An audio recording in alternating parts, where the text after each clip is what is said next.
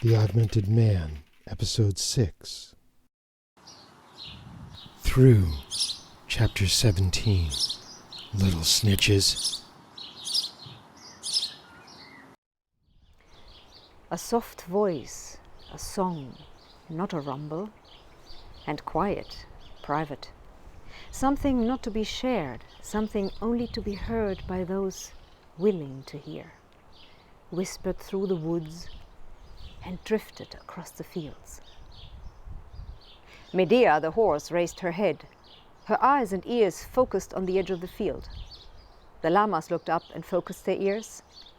The ewe, Sheila, baaed, gathered up her 2 lambs and trotted off in that direction.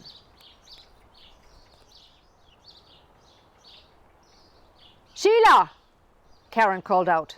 "Get those lambs back here!" She hurried into the barn and came out with a double-barreled shotgun. Goddamn sheep! She loaded 2 shells and snapped the barrel up. The shotgun moved faster than she intended, something lifting it up and away quicker than her hands could adjust.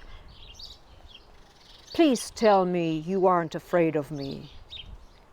"Nick!"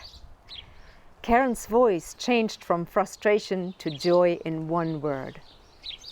She grabbed his horse blanket poncho and pulled herself up to kiss him. He bent over, not touching her, just making himself an easier target for her. 1 on each cheek and then on the lips. He purred. Then she slapped him. "Hey! You scared me. I thought you might be a bear coming for the lambs." "Doesn't mean you have to hit me. Besides, bears would make more noise. And no bears will bother you." She ignored him, pulling him towards the house. "I made you cookies." "The horse?" He shook her head. "The llamas." Another shake framed with a smile. "The sheep." "The chickens." Guess again. "Who?" "The raccoons. They came last night, stood up and stared at the barn. They know the kitchen door's too small for you to fit through. I came out and they stayed. So I asked them, 'Is Nick coming?' They came up to me, looking for cookies and looking at the barn, so I knew you'd be here sometime today. Little snitches."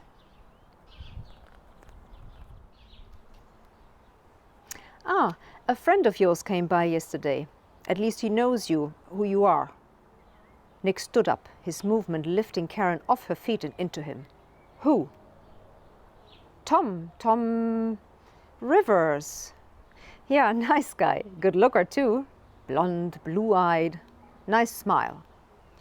Nick's chin quivered. "Don't you know by now that nobody's handsomer to me than you?" For the past 7 years, He-Man, I've waited only for you. I've wanted only you. There's been no one for 20 years before that, and there'll be no one for the rest of my life and whatever comes next. He lifted her gently, cradling her in his arm as a father might cradle a child. Will you love me the rest of my life?" "The rest of your life, the rest of my life, and whatever comes after." He kissed her gently, butterfly wings brushing her lips. "That tickles." "What did he want?" "Just to say hi, that he'd been hoping to meet you on the trails sometime, that he'd been looking for you."